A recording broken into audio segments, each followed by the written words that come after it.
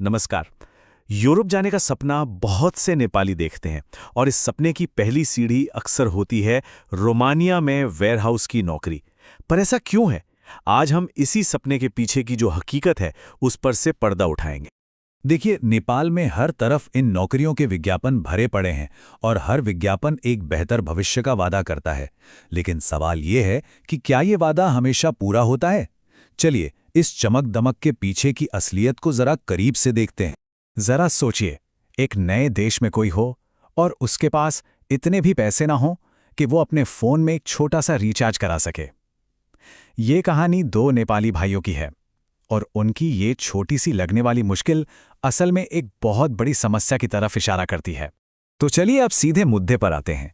इन नौकरियों को लेकर जो वादे किए जाते हैं और जो हकीकत सामने आती है, उसमें जमीन आसमान का फर्क होता है और ये फर्क सच में चौंकाने वाला हो सकता है।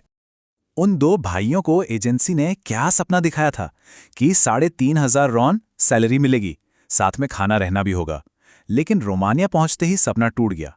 पता चला कि बेसिक सैलरी तो सिर्फ 2,800 रॉन है और खाने का कोई पैसा नहीं मिलेगा। ये तो शुरुआत में ही एक बहुत बड़ा धोखा था। और इस धोखे का दर्द और भी बढ़ जाता है जब ये रकम सामने आती है। 9 लाख नेपाली रुपए। ये वो कीमत है जो लोग इन नौकरियों को पाने के लिए चुकाते हैं। इतनी बड़ी रकम लगाने के बाद जब सपने ऐसे टूटते हैं तो तकलीफ बहुत गहरी होती है। अच्छा, तो एक वेयरहाउस के अंदर असल में काम होता क्या है? आइए जरा वहां के रोज के काम और माहौल को समझने की कोशिश करते हैं। ये काम सिर्फ बक्से उठाने रखने तक सीमित नहीं है। इसमें सामान चढ़ाना उतारना, इन्वेंट्री की लिस्ट मैनेज करना, भेजने के लिए ऑर्डर तैयार करना, छोटी फोर्कलिफ्ट चलाना और पूरे गोदाम को व्यवस्थित रखना, मतलब ये कई कामों का एक पूरा पैकेज है। हाँ, इसे अनस्किल्ड लेबर या अकुशल श्रम कहा जाता है, लेकिन इस नाम से धोखा मत खाइएगा। भले ही इसके लिए कोई खास ट्रेनिंग नहीं चाहिए, पर इसमें शारीरिक ताकत और फिटनेस की बहुत ज्यादा जरूरत पड़ती है। ये हर किसी के बस की बात नहीं है। इसका एक फायदा ये जरूर है कि काम चारदीवारी के अंदर होता है, तो धूप और बारिश की मार से बचाव रहता है। लेकिन इसके अपने अलग खतरे भी हैं जिन पर ध्यान देना बहुत जरूरी है। सोच कर देखिए, फॉकलिफ्ट से सामान 30-45 फीट की ऊंचाई तक उठाया जाता है। अगर जरा सी चूक हुई और कोई सामान गिरकर टूट गया तो उसकी कीमत सीधे सैलरी से कट सकती है। यह एक बहुत बड़ा फाइनेंशियल रिस्क है जो हर वक्त सिर पर मंडराता रहता है। अब आते हैं उस चीज पर जो शायद सबसे ज्यादा मायने रखती है, पैसा। चलिए, सैलरी का पूरा हिसाब किताब करते हैं और देखते हैं कि कोई वर्कर असल में कितनी कमाई और कितनी बचत की उम्मीद कर सकता है।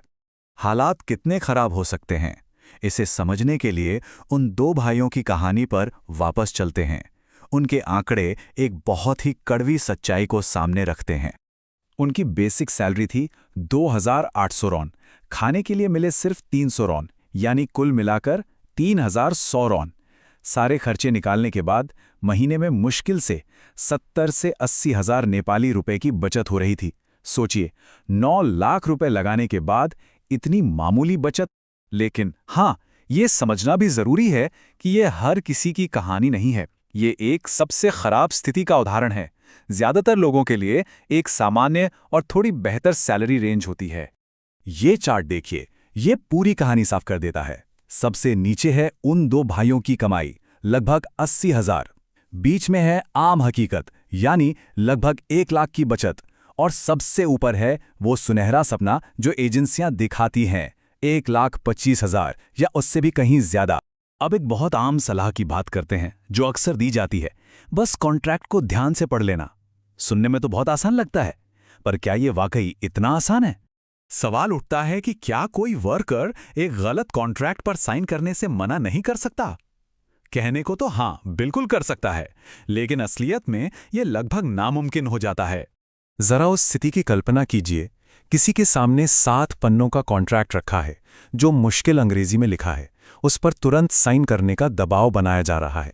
वो पहले ही 9-10 लाख रुपए खर्च कर चुका है और उसके पास कोई दूसरा विकल्प भी नहीं है। ऐसे में कोई क्या करेगा?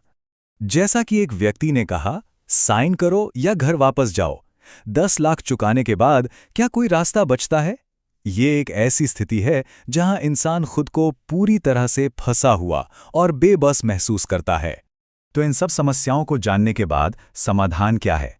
अब हम उन लोगों के लिए कुछ ज़रूरी सलाह पर बात करेंगे जो इस रास्ते पर जाने की सोच रहे हैं। यहाँ हमारा मकसद किसी को डराना या हतोत्साहित करना बिल्कुल नहीं है, बल्कि उन्हें आने वाली चुनौतियों के लिए तैयार करना है। जानकारी ही सबसे बड़ी ताकत है और यही सही फैसले लेने में मदद करती है। तो जाने से पहले ये 4 बातें गांठ बांध लेनी चाहिए। पहला, एजेंसी को पैसे देने से पहले उसका ट्रैक रिकॉर्ड अच्छी तरह से जांच लें।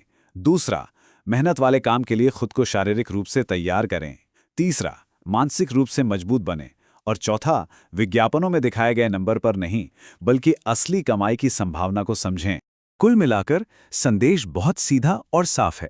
जरूर जाएं, लेकिन पूरी जानकारी और खुली आंखों के साथ जाएं। और हम सभी को इस एक सवाल के साथ छोड़े जा रहे हैं। इस हकीकत को जानने के बाद कोई अपनी तैयारी किस तरह अलग ढंग से करेगा, इस पर सोचना बहुत जरूरी है। हमारे साथ जुड़ने के लिए धन्यवाद।